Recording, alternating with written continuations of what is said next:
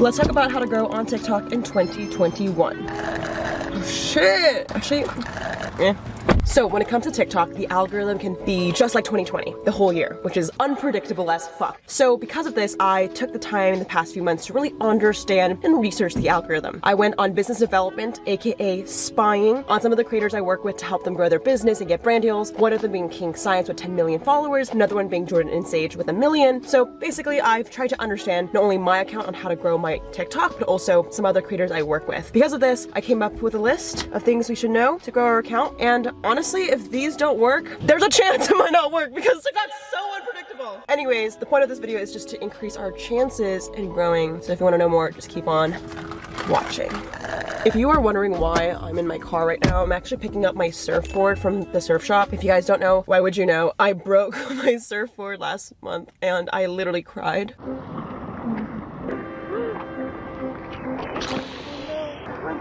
My surfboard is my child. I literally love it to death and I broke it because I'm a fucking idiot. But yesterday, the surfboard dude was like, your board's fixed and repaired from the shop. You can pick it up. So if you guys want to see my surfboard at the very end, she's a beauty. Hopefully you guys can stay to the end to see her. So the first way to grow on TikTok is to make long content that makes people stay. Now I have some examples of this. I think the key is to do like crafty little shit that people can't click off. For example, one of the TikToks I posted yesterday recently had 250,000 views, which is really good for my account because I only have 100,000 followers. Anyways, instead of like creating a normal video of just me talking to the camera, I created a conversation out of myself to explain my idea. And I feel like the reason why this got so many views is because when you have a conversation with yourself or a conversation in general, it's one of those formats where you want to see what that other person said. Psychologically, you want to know how the conversation went, right? So here is the example. How sponsorships work. Let's go. Hi, I'm Tesla. I would like to sponsor your video. Cool, the cost will be $500. That's a little too high. Sorry, we can circle back next quarter if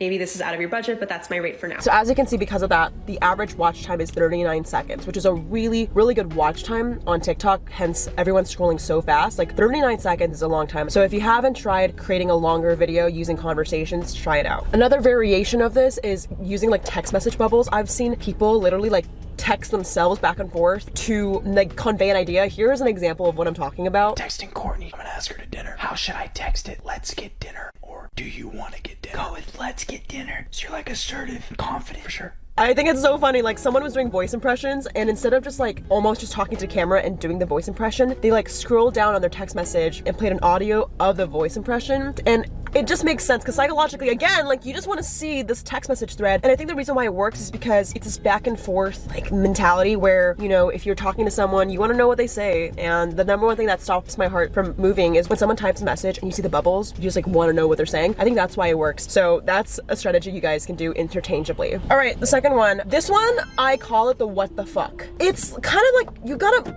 these types of TikToks go viral for no reason other than what the fuck. I've made a TikTok where I was just screaming at the camera, literally just screaming. What the fuck, bitch, shit.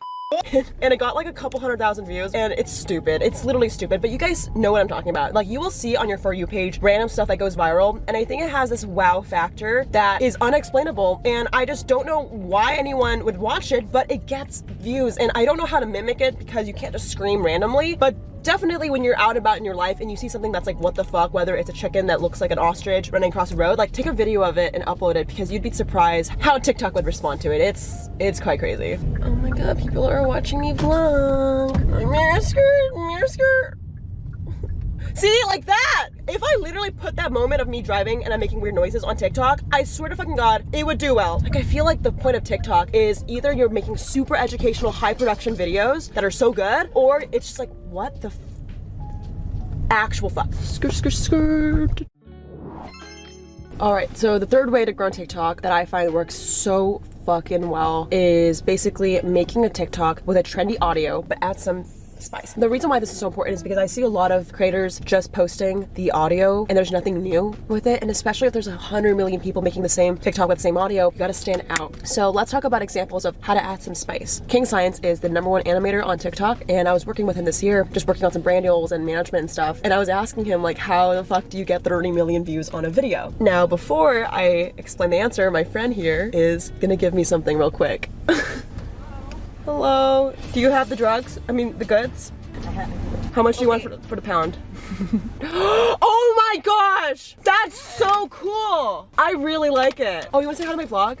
Hello. I'm making a video. Check out your shop. What's your shop on Etsy? Becca Jean Studio. Heck yeah, I got some gifts for my friends from an Etsy shop. Thank you. All right, sorry about that little intermission. I've just been trying to support more small businesses, go to local coffee shops. As you can see here, I got one this morning. And yeah, I hope this video can encourage you or remind you to spend money on your friends' businesses, local businesses, and not always like go to Amazon for stuff, just because it's been a really hard year for a lot of businesses. 1 in 3 companies went bankrupt this year, and a majority of them are like local shops. So just hoping you guys can support as much as possible. But like I mentioned, for King Science specifically, when he was mentioning to me on how he grew his account to 10 million followers, one of his most infamous strategies is basically taking an audio and adding his version of it with his character. The reason why he does this is because King Science makes full color animation. A lot of the times when there's a trendy audio like this song, right? When he does his animation version, it's like the highest production that anyone has seen on the For You page, right? You might be scrolling and you're used to someone lip syncing this song, but when King Science comes with a full color animation, it's like, wow, that's captivating and people share it. So his strategy is always to actually wait for trends to come and then make the animation for it, which is a little bit different because a lot of people try to just hop on the trend immediately, which is fine, but I find it works more effectively if you wait like a few days and then make the best version or the most interesting version of that trend. So if you're an artist, you can make the full color animation. If you're a comedian, you can make this audio more funny by adding your twist. And I think this is like gonna be the new method for growing on TikTok, and it's way more effective just because you don't always want to chase a trend and dance to a song immediately when it comes out. So by waiting some time and thinking about how you can make it more interesting and evolve the trend, it will get more awareness and views because people want to see more interesting things.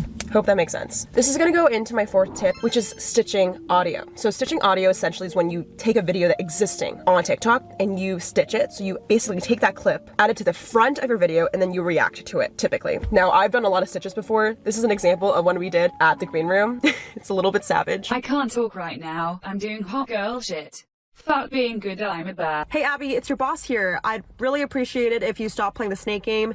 You're 2 hours late to our green room meeting. We're having a new series we're launching and we really need you a part of that meeting. I basically reacted one of the people that work at my company, Abby, of her goofing off, and I told her that, you know, hey, I'm stitching this video to remind you to come to our meeting. And this, by the way, was a joke. So just so you know, like, I don't ever put my team members on blast like that. But for TikTok, I will. And this got 10,000 views on a new account, which is really good. Just like being very honest, it's very hard to get views on TikTok now. Like 2 years ago, it was way easier. So that's why I like making these videos to update you guys, just because shit changes. So stitching is a new feature, and I find this works so well because what you can do is take a very popular video, stitch it, then add your reaction. And what happens is, because you're stitching your video next to a popular video, that video has a higher increased chance to get on more For You pages. And a For You page, if you guys don't know, is the way that TikTok promotes you. It's the only way that your video gets promoted on people's phones and feeds. So your goal as a creator is to get on the For You page because it gets new eyeballs, right? So because of this, I really believe stitching works effectively if you can react to it in a funny or educating way. There's a lot of ways to do stitching. I've also seen people do this trend. Okay, what's something that's not a cult but seems like a cult?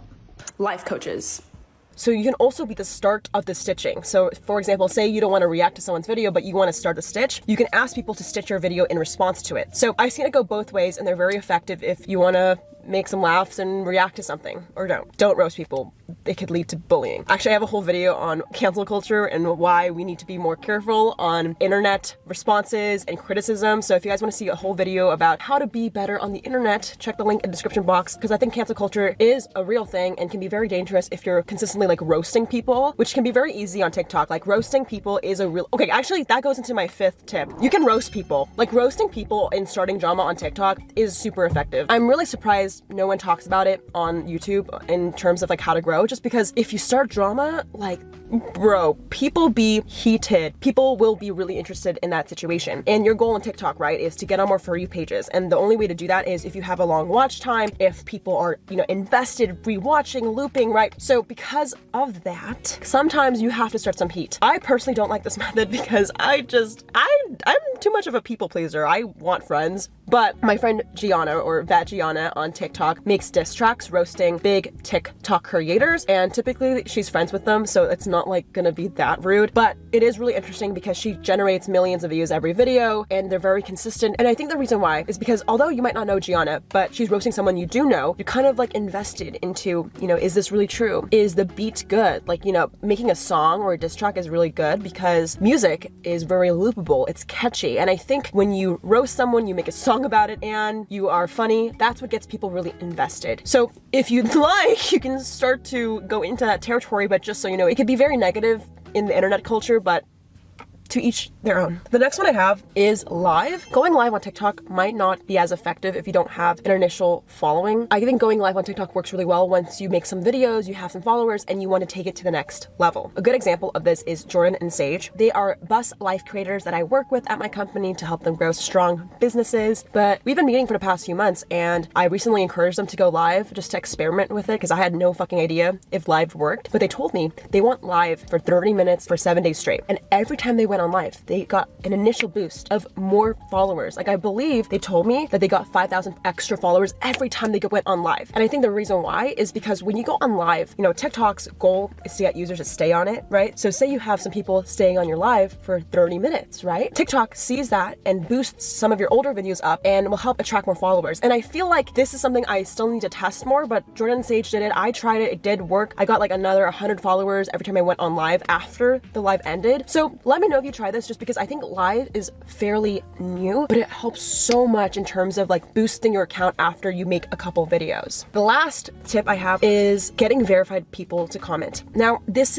can be very cringy, okay? I'm not talking about like commenting on Charlie D'Amelio and being like, comment back in my photo. Like, I think we gotta be creative with it. You know, I do find that if verified creators comment on your post, it does boost that video to more For You pages. So essentially get people with clout to comment, right? But I think there needs to be a smart way to go about it. The smartest way I've seen people get verified creators to comment on their account is through this challenge. It's basically someone saying, this would be the perfect TikTok, and like lists off things that they want this TikTok to have. And by peer pressure, you know, the audience is like, oh yeah, we gotta get Miley Cyrus to comment. They're tagging Miley Cyrus, there's like some peer pressure involved. So a few hours later, Miley Cyrus did comment, and now this post got boosted because a verified creator commented, and everyone is excited to see this account grow. You're basically kind of gathering people to do something greater. Whenever there's a movement, people feel like they can come together and get a result together. Does that make sense? Like, I feel like a lot of creators want results, and sometimes they feel powerless. So they come together as a group and peer pressure Miley Cyrus to comment, and they get the response. They're excited to do so, and they'll keep doing it. And I think peer pressure is one of the things that relatively is newer, because it's very hard to execute without being, you know, overdone. Like, now I see so many people doing this and it doesn't work. So we almost have to be creative with it. And I think this is where TikTok becomes extremely powerful. Like, of course, we can get Miley Cyrus to comment, but imagine we can gather people to be peer pressure to do something great, like a movement, or save certain causes, or donate money to certain things that are important, or bring awareness to problems that are real. And I sound literally fucking crazy right now, but you know, I've recently, like I said, been trying my best to use my social media platforms for better. I feel like this year has been a shit show, and literally I feel so weird talking about how to grow on TikTok when there's so many other problems in the world, like human rights, people, you know, having financial issues, losing their job. Like, I sometimes feel so bad, because what's the point of dancing on TikTok, getting followers, if, you know, there's so many people that need our help? And I really hope you guys can grow on TikTok to get your followers and get your coin, sis, because I feel like everybody should express their creativity and get the bag. But I also think like we should use our platforms for good and almost use these tips and tricks to eventually do something great. And I'm still figuring that out for myself. Recently on my TikTok account, I've been using these strategies to promote growth for small businesses and to encourage people to, you know, spend money in local shops, like I'm doing in this video. But who knows, next year, if there's a certain issue that I'm passionate about, like climate change or a certain cause, like I'm gonna stand up for it. So I really hope you guys can use these tips for good and just,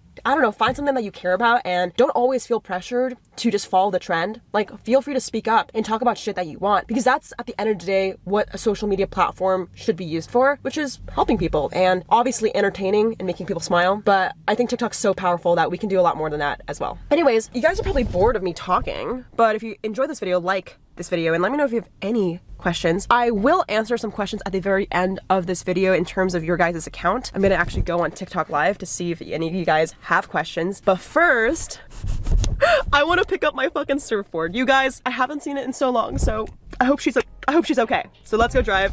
to see my new surfboard fixed. I'm so excited. Wow. Wow, look at that.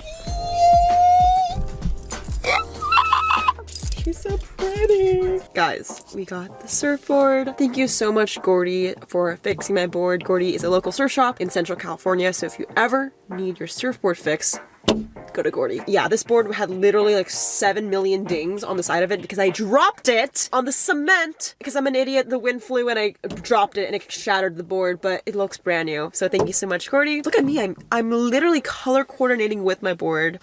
It's been a good day. I'm gonna answer some of your guys' questions about TikTok. I will do it on rapid fire just in case any of the tips today were confusing.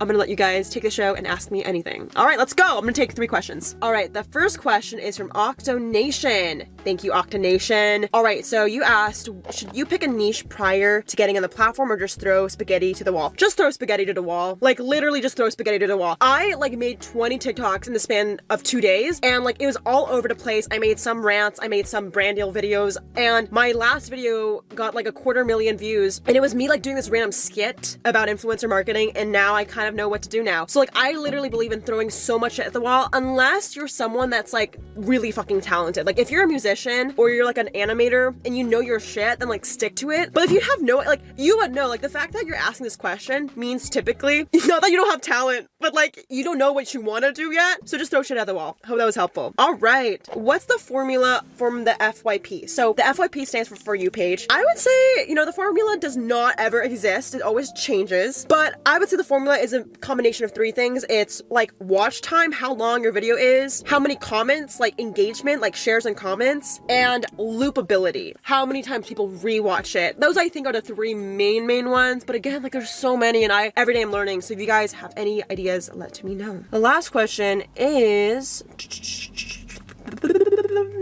what is the best time to post and how many videos a day? I don't think there's any fucking time. I really don't. There's even like a report from TikTok business accounts that say like there's no fucking time. I post like 10 times yesterday from 10 a.m. to like 10 p.m. and all of them did not perform the same. Some of them popped off and some of them didn't. I think there's really not a consistency with TikTok just because people are checking their phones. I believe TikTok's watch screen time is like 59 minutes a day, and people check TikTok like almost 10 times a day. So like it really doesn't matter because of that. Like that's personally for me though. So just keep that in mind. All right, so I just took 3 questions from you guys. If you have any more, feel free to comment on them below. I will get to them. And yeah, I hope this video was helpful. I love you guys. Shout out to the comment winner. Shout out to the comment winner. Comment on this post to be featured in the next episode. If you guys want to be the next comment winner, comment below. Best wishes in your TikTok journey, and I'll see you guys later. Bye.